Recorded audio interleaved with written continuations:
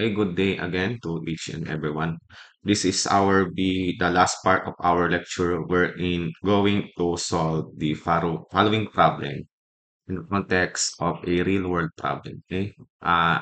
Let's imagine na kayo ang food analyst na nag-analyze nito and you formulate an energy bar to determine its general nutritive content. Now you use, of course, the what we discussed earlier is the proximate analysis.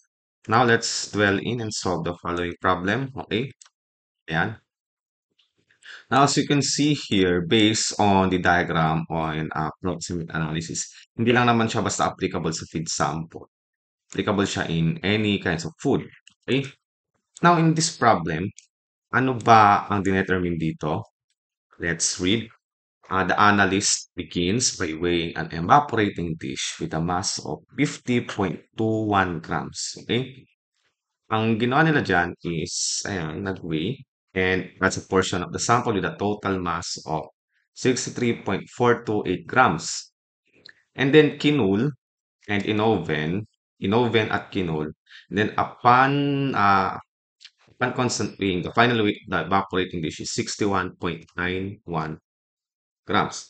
So with this, ayan, we can now calculate for the moisture of the sample. Kasi nga, di ba, yung oven drying natin at 105 degrees Celsius is moisture determination. So let's solve the problem here. Ayan. For we dwell in percent moisture, let's first calculate the weight of the sample. Okay? Weight of the sample is weight sample. Ayan, medyo kanil nga natin ito. Weight sample. Weight sample is ilan, everyone? Weight sample is ilan daw yung weight ng sample natin? Portion 63. 63.428 grams minus the mass of the evaporating dish. Ilan yung mass ng evaporating dish natin? 50.215 grams. Ayan. 50.215 grams. Ayun lang maano. Ayan. Ito yun guys. Oh. Ito. Ayan, the mass of the sample and then the mass of the evaporating dish. Okay? Now, let's calculate ilan ang sagot dito, everyone. Okay, calculate natin 63.428 grams minus 50.125. Answer is 63.428. Answer is 50.215 pala. Okay. May mistake. 63.428 grams minus 50.215. 63.428. 63.428 minus 50.215. 13.213 grams. 13.213 grams. Ayan. Now, ilan daw upon drying? Weight of sample. Ayan. Ito yung fresh natin. Ito. This is the weight of fresh sample. Now, let's calculate for the weight of the dried sample. Ito yung after oven drying. So, ilan daw ang na-weigh? That is 61.912 grams minus the mass of the vessel 50.215 grams equals, let's check our calculator, everyone. 61.912 grams. 61.912 grams minus 50.215. 11.697 grams. Ayan.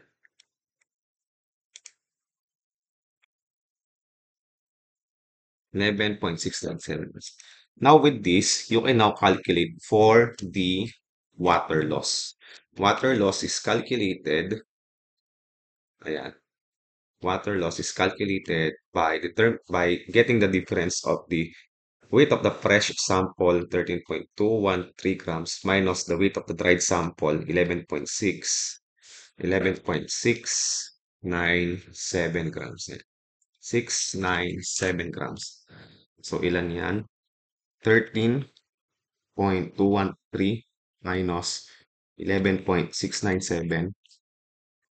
The answer is 1.516 grams. Now we can now calculate for the percent moisture. Percent moisture is the, if you take a look at our formula, di ba, ang percent moisture natin, balikan lang natin yung PowerPoint earlier. Hindi ko ma-access, okay? This one here, ayan, nandito yung mga formula, you just refer to the formula. Water loss over weight sample times 100. So, ilan ba yung water loss natin? 1.516 grams divided by the weight of the fresh sample, 13.213 grams times 100 is equals to, and let's refer to our calculator here.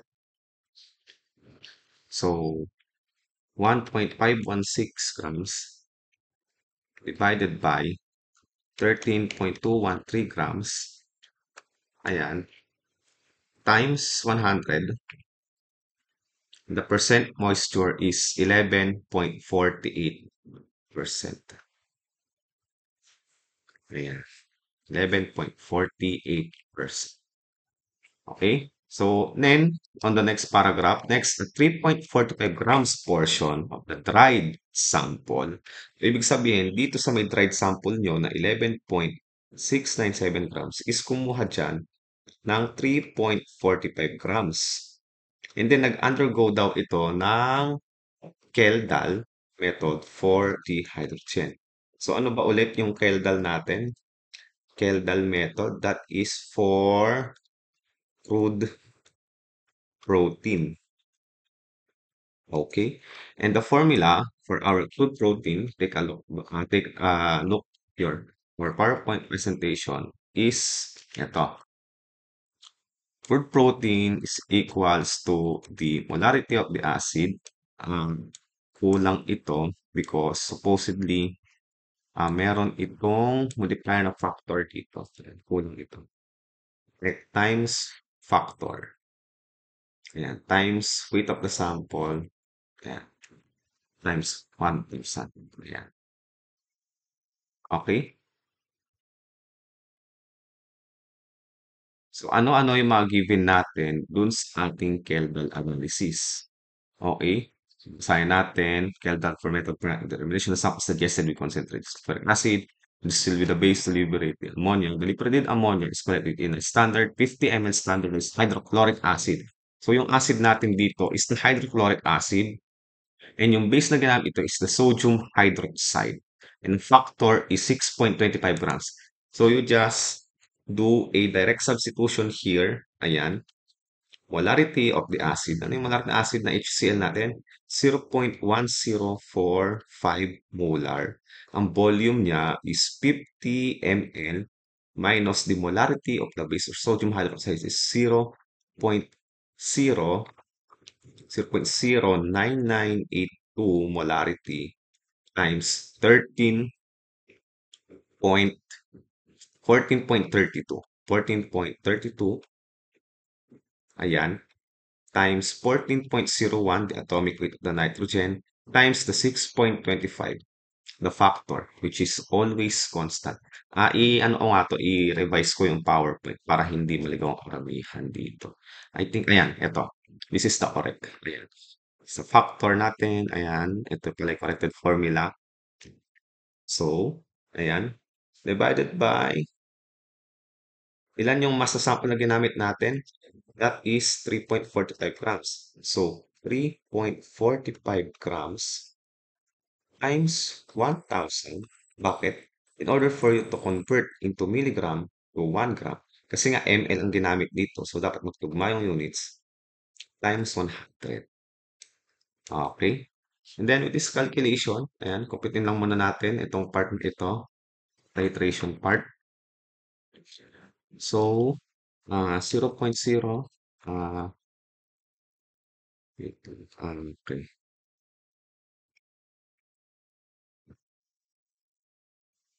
0.01045, hindi, 0.11045 times 50 minus 0.09982 times 14.32 ml. Ayan. And equals error. Wait lang. Ano nangyari? Ulitin natin. Nagka-trouble lang yung calculator ko. Dito. Okay. 50, 50, 50 times 0.1042 minus 0.09982 times 14.32. Ayan. Answer is 3.78 dito sa may loob. Okay? 3.78. 3.781.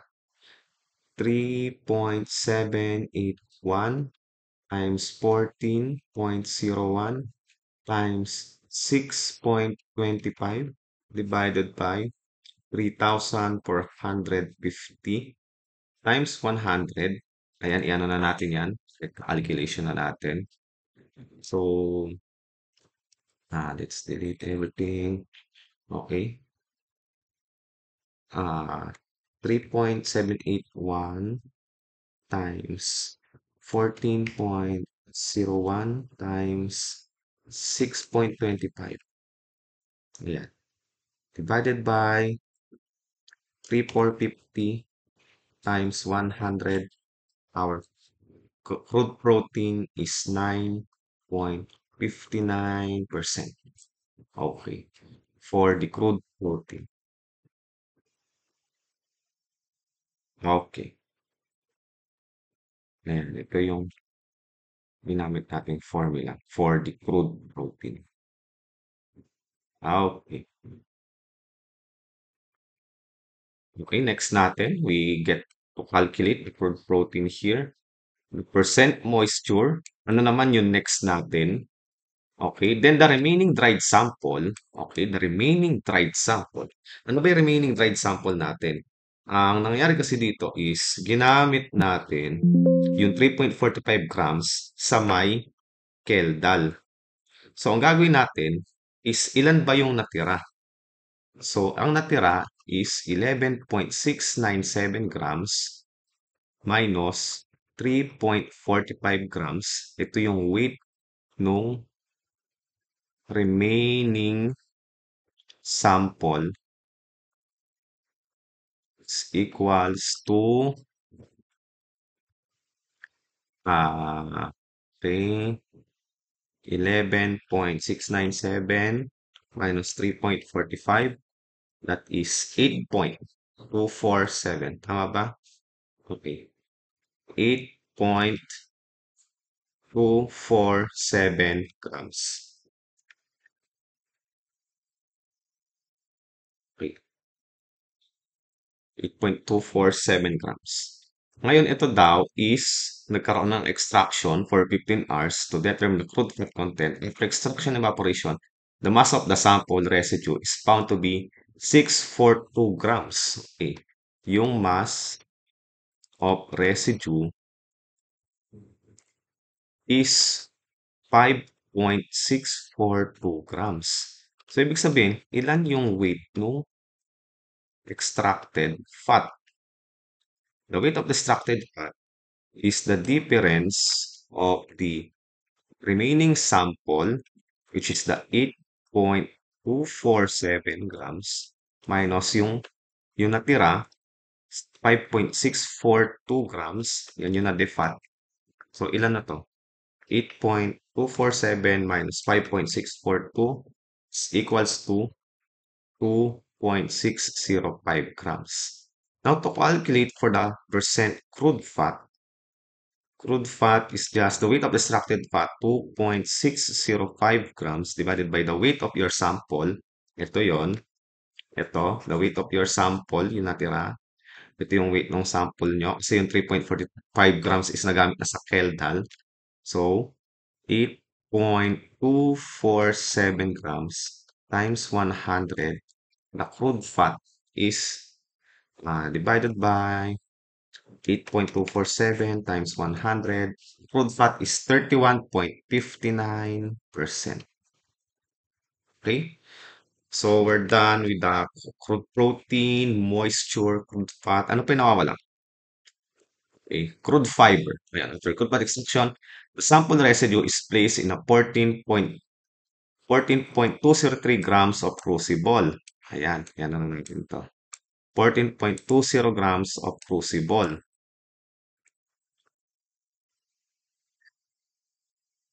Ayan, excuse me. Upon treated with H2SO4 and sodium hydroxide for acid and alkali hydrous respectively, to determine crude fiber content, upon weighing, the mass of the crucible containing the sample is found to be 15.998 grams. So, ito yung weight of the fiber before ashing. So, ilan daw? 15.998 grams. Ito yung weight nung sample crucible. So, you need to less the weight of your vessel crucible to determine the weight of fiber. And the answer is 15.998 minus 14.203, 1.795. 1.795 grams. Okay?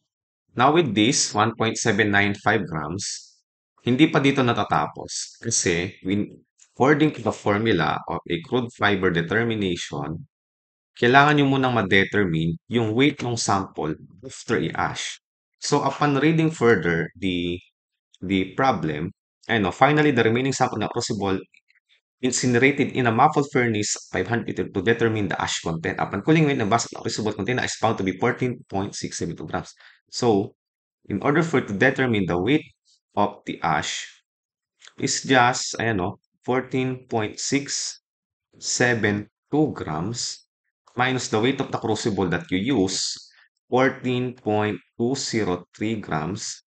Ilan yung weight ng ash natin? 14.672 minus 14.203. Ang weight ng ash natin is 0.469 grams. Okay? So, now you can now determine percent crude fiber. Okay, crude fiber is just the weight of the, weight of the sample before ashing and the weight of sample after ashing. So, ano na yan is 1.795 grams minus 0.469 grams divided by the weight of the sample. Ilan ulit yung weight ng sample nyo? Yung natira? 8.247. So, 8.247 grams, 8.247 grams times 100. The crude fiber is now found to be 1.795 minus 0.469, 1.326 divided by 8.247 times 100. The answer, crude fiber is 16.07%. Ay, teka lang. I-compute natin. Baka mamaya nagkamali ako ng input. 1.795 minus 0.469 divided by 8.247 times 100. Ayan, 16.078%. Okay? This is now will be your crude fiber. Now, to determine the percent ash, dali lang yan. Percent ash is just the weight of the ash. Ayan o, weight of the ash divided by the weight of the sample. So weight of the sample, ilan ba yung weight ng ash natin? 0.469 divided by 8.247 grams. Tama ba? 8.247 ba? 8.247 grams times 100.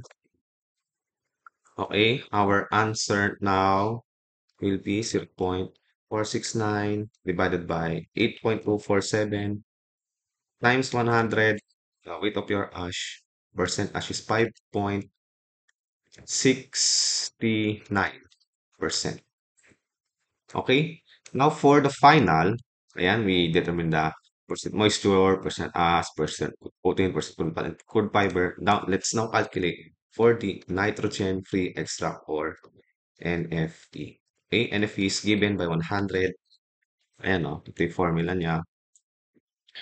Ayan, NFE is the minus 100 minus the percent moisture minus I plus percent ash plus percent crude fiber plus percent crude protein plus percent crude fat. Ayan. So, ano lang yan? 100 minus ilan yung percent moisture natin kanina? Um, 11.48%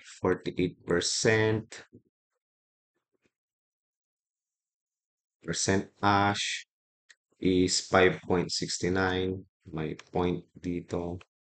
Plus 5.69% plus yung crude fiber natin is 16.07% plus the crude protein. Crude protein is 9.59% plus the crude fat. The crude fat is 31.59%. 31.59%. Ayan, to calculate for the percent NFE or nitrogen-free extract. So, 11, 100 minus 11.48 plus 5.69 plus 16.07 plus 9.59 plus 31.59. Okay, do we get it right? 11.48 plus 5.69 plus 16.07. Tignan nga natin. Let's check. 9.59. Ayan. So the answer for the nitrogen-free extract is 25.58%.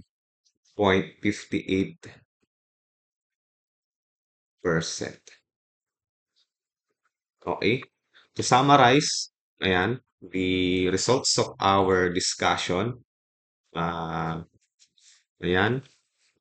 So, ilan yung percent moisture, percent ash, percent crude protein, percent